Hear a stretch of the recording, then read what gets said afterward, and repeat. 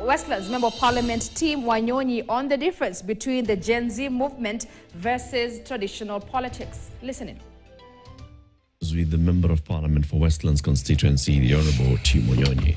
So, the protests, according to what we are being told, are going to continue tomorrow, and there's a lot of underlying conversations around what happens with good governance, what happens with issues of accountability and corruption. Again, like we said, from top to bottom, what the desire would be at the end of the day is that there is good governance, citizen-centric governance, and that the primary stakeholder, which is the citizen, be involved or made aware of what is happening in a transparent manner. From an executive point of view, is this too much to ask? It is not too much to ask, because as a leader, you are responsible for every action you take. And every decision you make, it is about the people. And if there are no people, then you will not be in that position. So you must listen, because this is a delicate position. They have given you that authority to make a decision for them. And if you are not making the right decision, they'll ask you questions. And accountability is something that looks like it's foreign to us. That people in this country, when they're asked to take responsibility, they pass the blame to somebody else, or they apportion blame. And it's always that the top guy, if you are the one sitting in the top position, the buck stops at your desk. It does not, like a minister saying, a minister of interior blaming a chief somewhere in the village, this chief was the one who was responsible for the chaos that happened here. It is under your watch that thing happened. Even if that chief is responsible, you do not have to tell us about the chief. It is you to take that responsibility. If a minister of finance, something has happened, a scandal has come in his target, he cannot blame some small officer at the treasury, but the minister must take responsibility. So this is something that looks foreign to us, but is something that somewhere else in other jurisdictions. I know, like in Korea, where it was somebody who was just adversely mentioned in a scandal. He committed suicide. That's how serious it is. But here, it is something like our community is being crucified, something is happening, then you mobilize your community to start agitating that they are trying to finish you. Or you come and say, money has been poured by my opponents, and this is happening. This is now the time to call the roll call. Who is who is responsible to the people and who is not? And this is the time for us to listen and do what is supposed to be done. Mheshimiwa, you have a very structured way of engaging with the people who you represent. This I know for a fact. Yes. What I'd like you to perhaps tell us is, when you talk to them on this subject that we've been hearing of dialogue, and on this subject of the unitary government, what are their views? Their views is no. Don't get into government. Let Kenya Kwanza carry their own cross. Because I think getting into that government right now, as a politician, amounts to almost to suicide, because these guys have already a noose around their neck. And if you go there, somebody can throw you, then you'll be the one who will be hanged and leave them. You know, what happened to us last time is that after handshake, President Ruto and his team used that as a campaign tool and blamed entirely the failure of the last government on the handshake. And this is what will happen at now. And this is even worse, because what is happening is that Kenyans have woken up, and Kenyans are demanding things. And now if you jump on the other side where they're asking them to account and they have failed to account, then you'll also carry that cross. So for us, it is a no-no. And even in our PG, we passed our resolution. We said it's not an option for us even to think or imagine that we can join the government of Kenya Kwanza. You know, there are many reports that come out of the ODM PG, the Azimio PG, on what was agreed and what was discussed there. Please just tell us. So there was an ODM parliamentary group meeting where this matter of, talks and dialogue and maybe a possibility of a broad-based government where you would be included came up. Are you saying that the majority of members in that meeting were opposed to the idea? We unanimously resolved that we shall not join the government. We shall not join the government. And that was, in fact, a resolution that was passed by the Central Committee of ODM. And it was brought to the parliamentary group. And that was a combined parliamentary group and the NEC. And unanimously, we passed that joining the government is not on the table for us, and we are not taking that as an option. The only thing that we say that we can take part is this thing of not dialogue, but a national. We said we want a national convention, which will include all stakeholders that they come together at the national level at Bomas of Kenya, so that we bring in people similar to the group that was there that discussed the current constitution. So that like a Bomas, like a constituent assembly. Yes, a constituent assembly, so that whatever decision that will be taken there, it can be used even to amend the constitution to include these demands that are coming up from several quarters of the country. And it will even be an opportunity for us to take audit of the constitution, having been there now for more than 10 years. I think it is time now to see reality check. Is it working for us? Or there are some things that are not working for us? And given even the way of governance and the way it's structured, is it working for us, or we need to look into this thing? Because there are some things we took on. You realize in the last dispensation we were a parliamentary setup, but now we have a presidential system. Is the presidential system working for us better, or the parliamentary system was working for us better? So these are some of the things that we can look into, but not a dialogue that will be constituted by the president, and it will be everything will be said by the president. That one is not acceptable to us. But then, Mheshimiwa, there are those who, after hearing that, the response was, we do not want talks. We have not asked for dialogue. All we are saying is implement the Constitution and adhere to the tenets of the Constitution. If it's about governance, the Constitution is clear on governance. If it's about integrity, the Constitution is clear on integrity.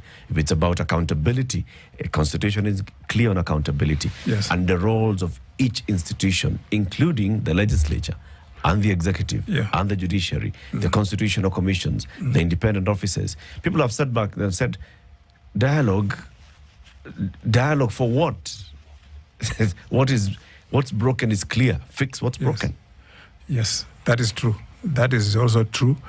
But sometimes, when you are pushing for something and you want it to take the shape that you want to take, maybe the current legal framework that is there is not effective enough. And you can make good of it and improve, because since people have lost confidence in Parliament, it will be better if it comes from the people themselves and come and propose that we don't want this section of the law. We want it to change it to this way or do something like that. For example, this appointment of cabinet secretaries is a prerogative for the president.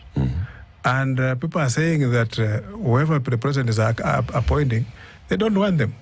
So could we look into it that that role be given to somebody so that the president can only appoint what has been given to him, but not him initiating it and appointing and doing everything like that, because we've seen what he has done. But Mheshimiwa, it's not everything. I mean, the president only nominates No, he appoints actually. And Upon approval of Parliament. Yes. The president only nominates. And you If can the see, president nominates and the people through Parliament reject a candidate, the president cannot appoint that candidate. the problem, what I've told you about the previous engagement is that Parliament is supposed to vet these people. And vetting means that you invite the public also to bring the dossier on anybody who has been nominated to sit in a particular position. The public do that. You realize even the finance bill, 80% of the people who appeared before the parliamentary committee rejected that bill, but it came to Parliament and passed. So where does the notion arise from that Parliament just gives rubber stamp approval of what the executive actually wants? Because the executive has actually taken control of Parliament, that Parliament no longer stands on its own feet. It is now the executive says, we want this, and that's what will go. And you heard even once the president was in some place and he said, I'm waiting to see any member of Parliament who will vote against the finance bill. And you know that kind of talk. It's scary. It just causes fear in some of those members. What do they think will happen to them? Because these are individuals who've been elected by the people. And if the executive says, let me see who will vote against it, and you say it's fear of what? Because these people, although they have been elected by the people, but is a character who has been created by the president, who has brought him. He didn't come out by himself and say, I want to run for member of Parliament for this particular constituency. He has been put there, and he knows he owes it to the president. So if he doesn't do what the president wants, so the guy will be cooked. It's like, but for us in the opposition, even if there is always a collective, that we are going to take this kind of stand, you are at liberty even to deviate from that. You can deviate from that, even if they want to whip you, but you can deviate. Yeah, and me, I believe strongly in my conscience. If this thing is not right, I'll not be whipped to fight for it. If it's not going to, I know very well deep in my heart that it's wrong. Then I'll stand by what I believe. So the problem is not the institution of Parliament. It is what the Constitution says as Parliament. Yes. It's the individuals who are in Parliament. So we don't need to change the system of government to correct this. We just need to get you all lot home and elect new ones. And make members of Parliament, let them be responsible. And I'm very sure, I'm telling you, from now going forward, that Parliament is going to change. I don't think people are going to become rubber stamp anymore. Mweshimiwa, from your mouth you got yes. We have a situation before us with these new appointees. Nominees. Yes. And they will come to Parliament. And Parliament resumes tomorrow. Yes. At some point in the course of the month, they will arrive. The proof of the pudding will be then. Yes. If Parliament got the memo that it isn't business as usual, we will see. If they got the memo or didn't get the memo, again, we will see. Yes, because the vast majority of members of Parliament don't actually come from Nairobi, they come from elsewhere. Yes. And elsewhere has been, as we say in Kiswahili, hakukaliki. Yes. Hakukaliki. Yes. It is hot. It is very, very hot. Very hot. Yes. Yes. So because if indeed, as you say, what they do is they listen to the piper, and the piper is at State House. And come the time when they're supposed to make the decision, and they make a decision to send home these people. Yes. My thought, perhaps the president has foreseen this, and I said, let Parliament do what they will, so that I can tell my friends, I nominated you, Parliament decided. But the people. The people decided. Or on the other hand, it'll be, I thought Ambanu gave you this job, and here you voted against me. So the question that you asked do, we will at least understand what the response will be, won't we? Indeed. Yes. But it will, as you say, business will not be as usual. No. That's what we hope. I am waiting to see. I am almost sure it will work like that because these guys are scared now. These guys are scared, especially after the invasion of parliament. And they realize we are not safe. These guys can catch up with you.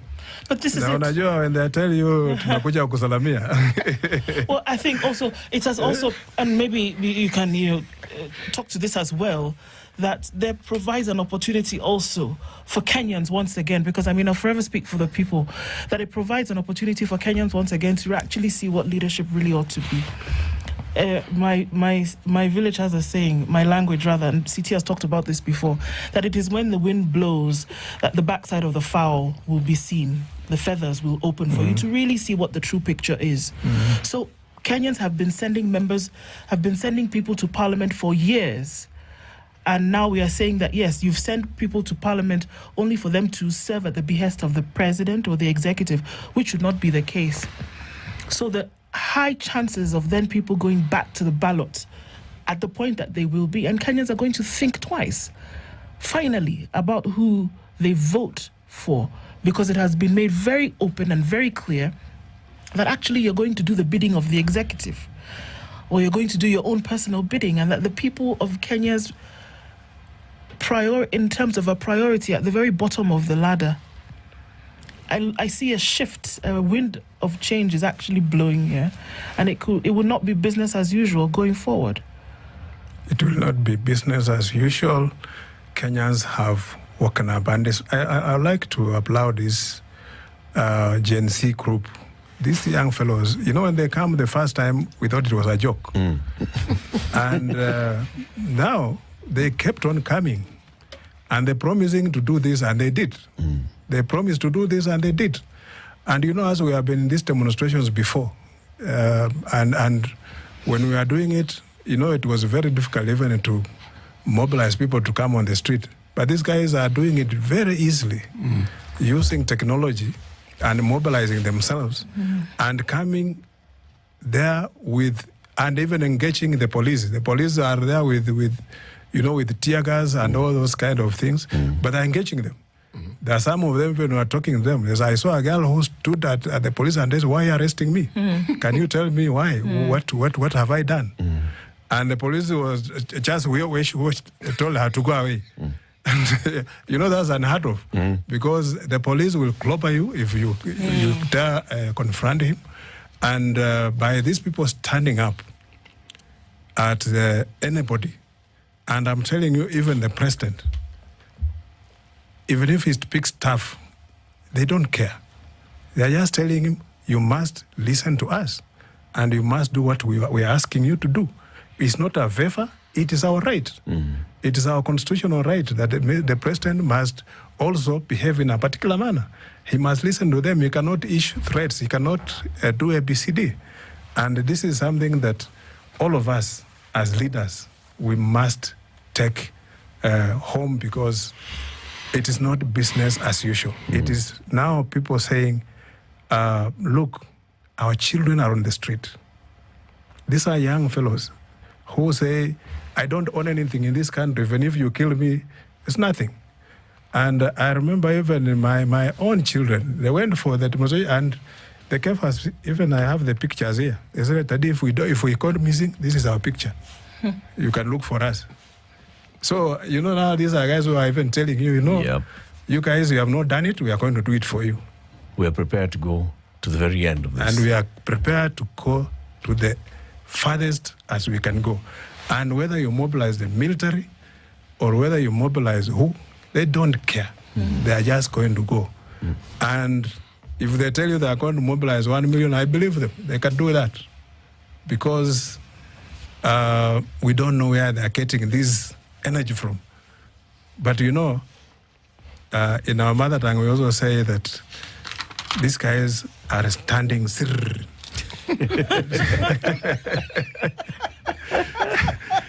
Sirr means, it means that they're standing firm. You cannot always tingiza ye. Kidete.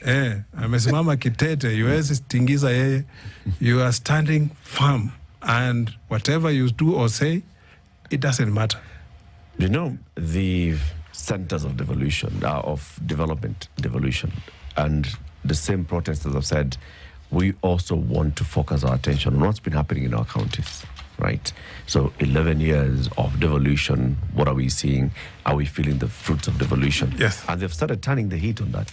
I mean, as somebody who was, of course, the last time you expressed interest in becoming governor of Nairobi, and you've been interested in devolution, do you think there's sufficient heat and attention being turned to governors and counties?